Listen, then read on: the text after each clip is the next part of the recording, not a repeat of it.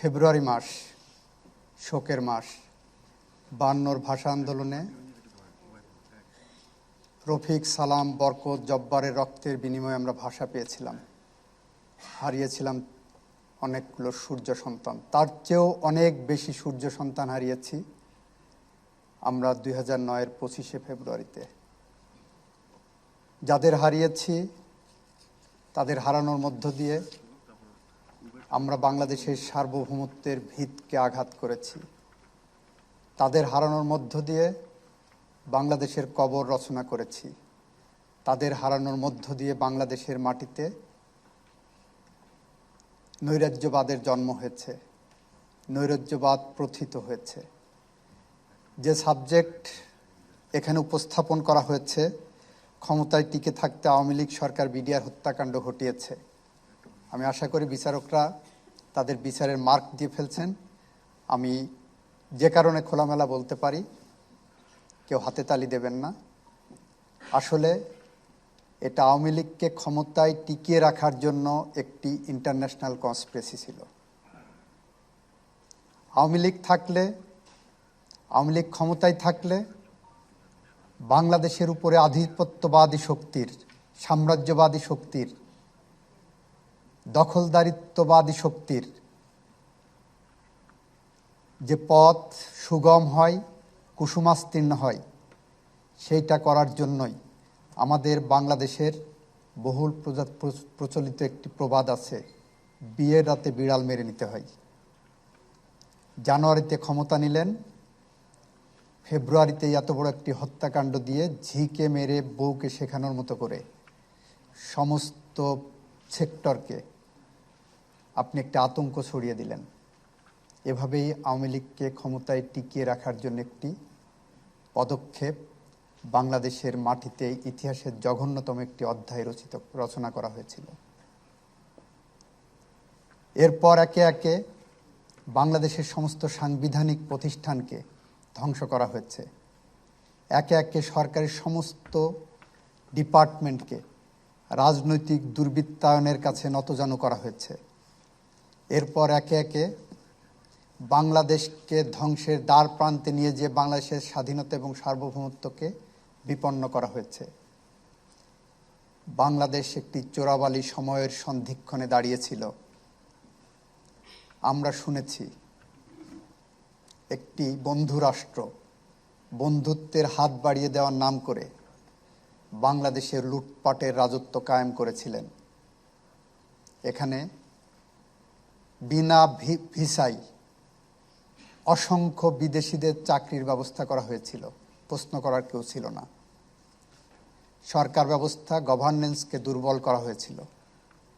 এভাবেই আমার রাষ্ট্রকে খাবলে খাওয়া হয়েছে, এভাবেই আমার রাষ্ট্রকে দুর্বল করা হয়েছে।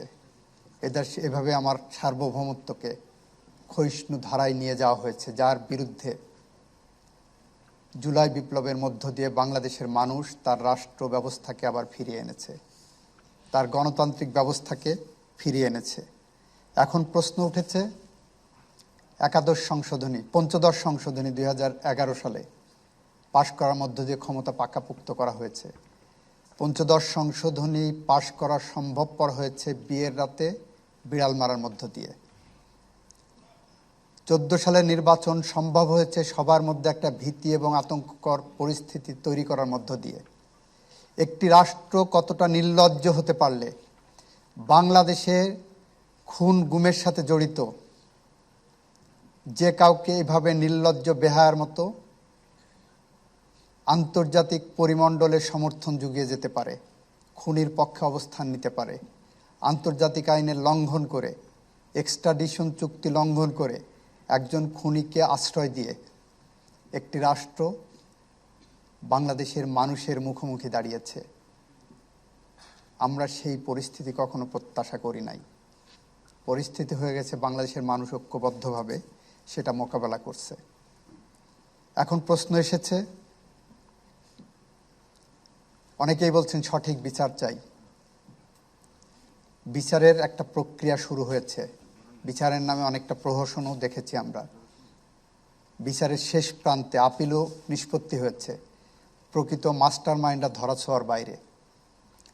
ভিকটিম পরিবারদের পক্ষ থেকে, গোটা জাতির পক্ষ থেকে, বিবেকবান মানুষের পক্ষ থেকে, আপনাদের মতো তরুণ ছাত্র সমাজের পক্ষ থেকে দাবি উঠেছে 2009 সালের 25শে ফেব্রুয়ারি সংগঠিত বিডিআর হত্যাকাণ্ডের সঠিক তথ্য উপস্থাপন করা হোক, জাতি জানতে চাই।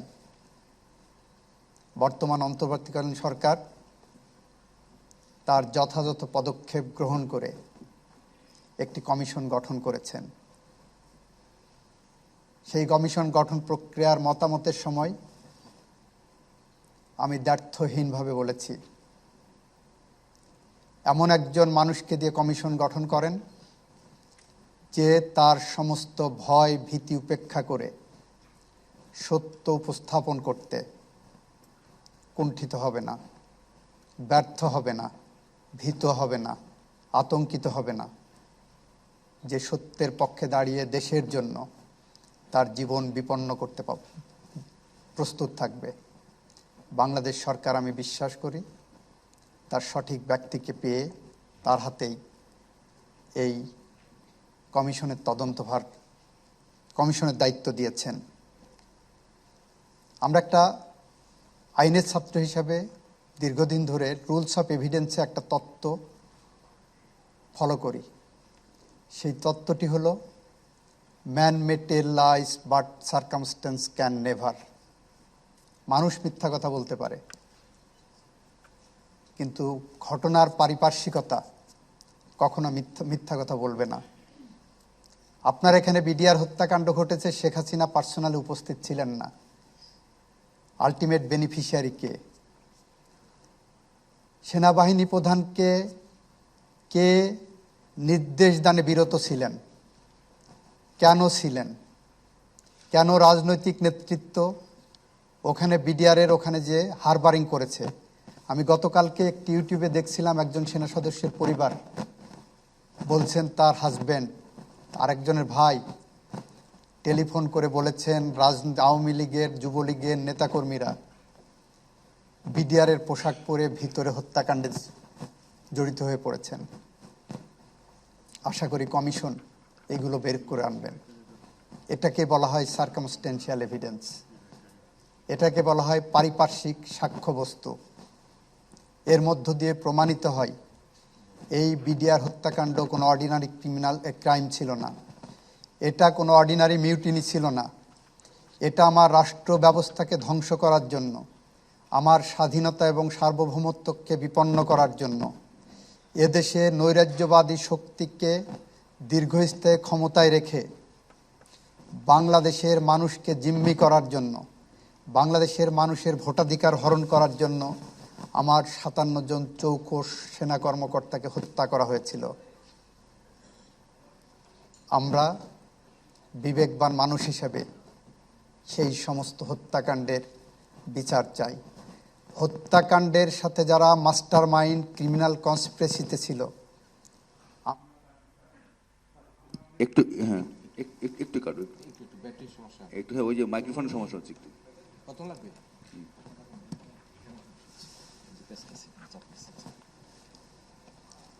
আমরা মনে করি, ঠিক আছে, ওকে ওকে ওকে ওকে, হ্যাঁ, থ্যাংক ইউ থ্যাংক ইউ। আমরা মনে করি সত্য দিবালোকের মতো সামনে আসবে। সত্য কখনো ধামাচাপা দিয়ে রাখা যায় না, যেমন রাখা যায়নি আয়নাঘরের নির্মম নির্যাতনের কাহিনী, যেমন রাখা যায়নি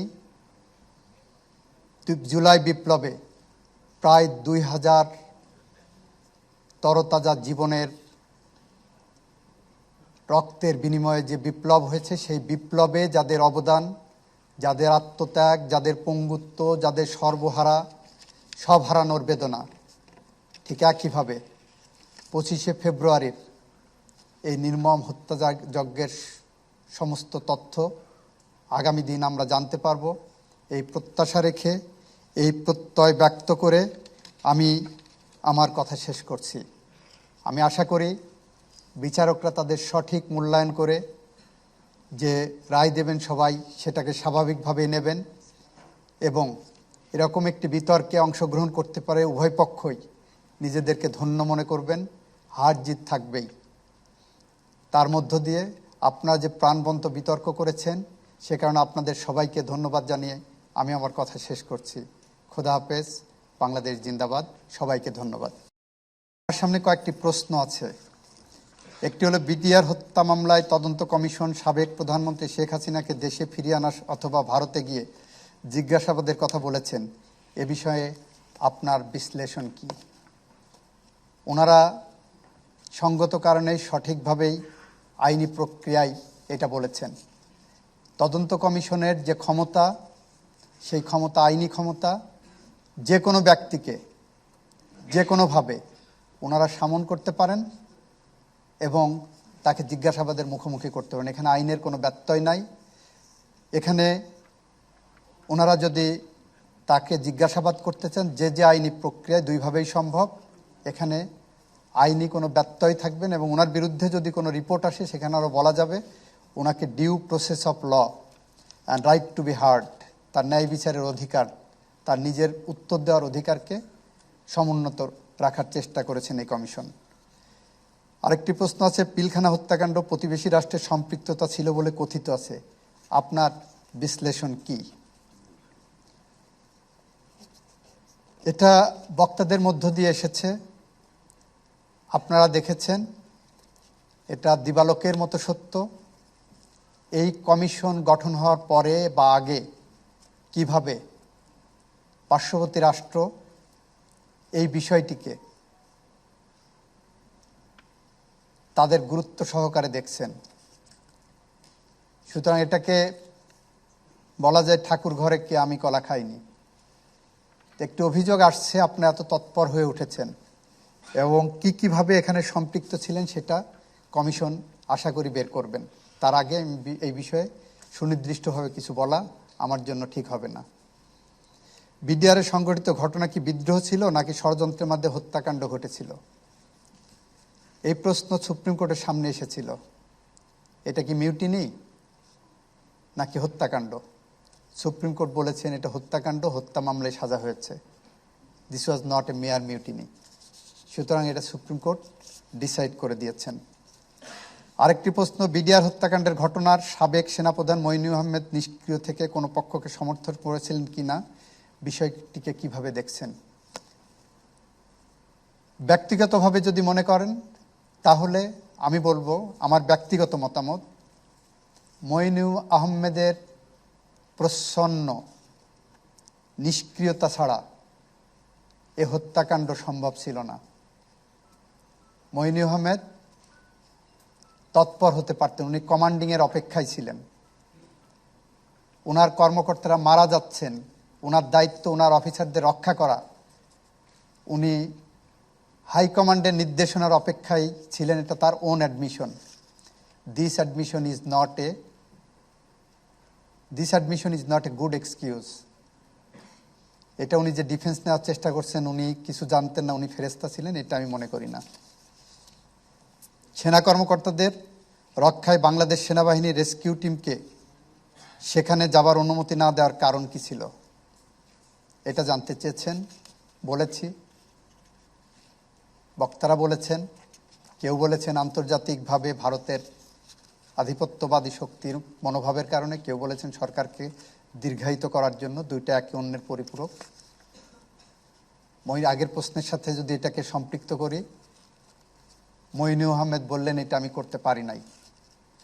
আমরা দেখেছি জুলাই বিপ্লবে শেখ হাসিনা সরাসরি নির্দেশ দিচ্ছেন গুলি করে লাশ গুম করে দেওয়ার জন্য। ইতিমধ্যেই সামনে চলে এসেছে সাক্ষ্যের মধ্য দিয়ে। সেখানে কই বর্তমান সেনাবাহিনী প্রধান? উনি তো সেই কমান্ড ফলো করেননি। উনি এটাকে অপরাধ মনে করেছেন। উনি তো কমান্ডের জন্য বসে থাকেন, উনি বাংলাদেশের মানুষকে নিরাপত্তা দেওয়ার চেষ্টা করেছেন। আমরা সেটা দেখেছি। তো মঈনুল আহমেদ কি করলেন, সেটা কেন করেছেন, সেটা ওনারা ভালো বুঝবেন এবং আপনারা ভালো করে এটা অনুধাবন করবেন। পতিত আওয়ামী সরকারের আমলে বিডিআর হত্যা মামলায় কোনো বিচারিক ত্রুটি ছিল কিনা? বিডিআর হত্যা মামলায় যে বিচারিক ত্রুটির কথা বলছেন, সেখানে মামলা যাদের বিরুদ্ধে করার দরকার তাদের বিরুদ্ধে করা হয়েছে। আরও যাদের বিরুদ্ধে করা দরকার তাদের বিরুদ্ধে করা হয়নি। অর্থাৎ মাস্টার মাইন্ডকে সেভ করার জন্য একটা প্রক্রিয়ায় বিচার প্রক্রিয়া নিয়ে যাওয়া হয়েছে। যে পর্যন্ত যাদেরকে সামনে নিয়ে আসা হয়েছে, যে প্রক্রিয়ায় সাক্ষ্য গ্রহণ করা হয়েছে, যাদেরকে সাজা দেওয়া হয়েছে, আপিল নিষ্পত্তি করা হয়েছে, এই প্রক্রিয়া পর্যন্ত আমি মনে করি না যে কোনো ত্রুটি ছিল এবং এই প্রক্রিয়ায় আগাবে। একই সাথে এর পিছনে যারা মাস্টার মাইন্ড ছিলেন তাদেরকেও সামনে বিচারের মুখোমুখি করার জন্য যে প্রক্রিয়া দরকার, আইনি প্রক্রিয়া, আমরা সেই প্রক্রিয়াতেও নিরন্তর হেঁটে চলব, সেটা আমরা বলতে পারি। আমি যদি বলি ওই বিচার প্রক্রিয়া ত্রুটিপূর্ণ ছিল, তাহলে এটা একটি স্ববিরোধী কথা হবে। রাষ্ট্র একটা বিচারকে অন করেন, ট্রাভেসিটি অফ জাস্টিসকে ডিফাই করেন, ইগনোর করার চেষ্টা করেন, ওভারকাম করার চেষ্টা করেন। আমাদের এখানে যাদের বিচারের সামনে নিয়ে আসা হয়েছে, যাদের সাজা দেওয়া হয়েছে, সাক্ষী প্রমাণের ভিত্তিতে করা হয়েছে। আমি সেই সাক্ষীকে এখন উল্টাতে যেতে পারবো না। অ্যাট দি সেম টাইম রাষ্ট্র এখন অনুধাবন করছে যে যাদেরকে আসলে সামনে আরও আনার দরকার ছিল, মাস্টার মাইন্ড, ক্রিমিনাল কনস্পিরেসির পার্ট যারা ছিলেন, তাদের সামনে আসা উচিত। কমিশন গঠন হয়েছে, আমরা আইনি প্রক্রিয়ায় যেভাবে তাদেরকেও সামনে বিচারের মুখোমুখি আনা সম্ভব